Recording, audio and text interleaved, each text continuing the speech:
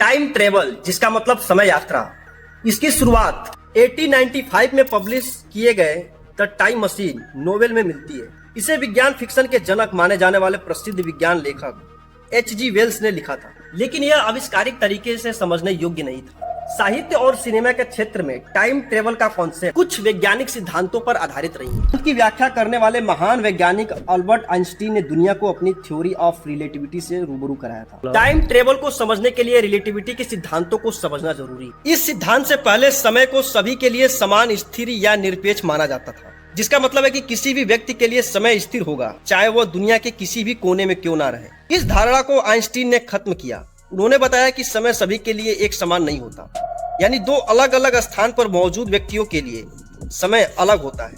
उनके अनुसार 2 घंटे के बीच का समय उस व्यक्ति की गति और दर्शक की दृष्टि के आधार पर निर्भर करता है। अब इसमें साइंस क्या कहता है उसको समझ लेते हैं। समय यात्रा के बीच वैज्ञानिकों में हमेशा से मतभेद रहा है। कुछ वैज्ञानिक इसे संभवतः मानते हैं और कुछ वैज्ञानिक इसे पूरी तरह से नकारते हैं।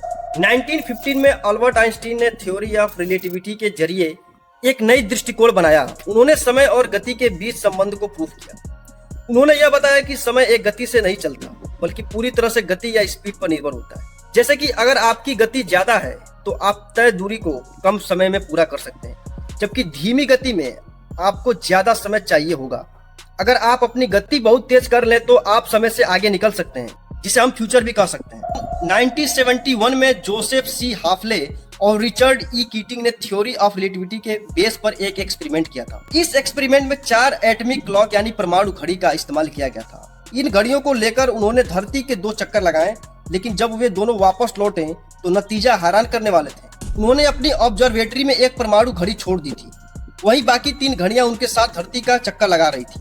उन्होंने पाया कि चारों घड़ियों की टाइमिंग अलग अलग थी। इस एक्सपेरिमेंट के बाद एक बात साफ हो गई कि अगर हम अपने स्पीड को बढ़ा लें तो हम समय से आगे जा सकते हैं, यानी कि हम भविष्य में जा सकते हैं। हालांकि विज्ञान अभी तक शायद उतनी तरक्की नहीं कर पाया है कि हम समय से आगे निकल सके, लेकिन भविष्य में ऐसा हो भी सकता है। तो अगर देखा जाए तो अभी भी टाइम ट्रेवलिंग का कॉन्सेप्ट पूरी तरह से क्लियर नहीं है। आपको क्या लगता है दोस्तों, क्या टाइम ट्रेवल फ्यूचर में पॉसिबल हो पाएगा? कमेंट में जरूर बताना।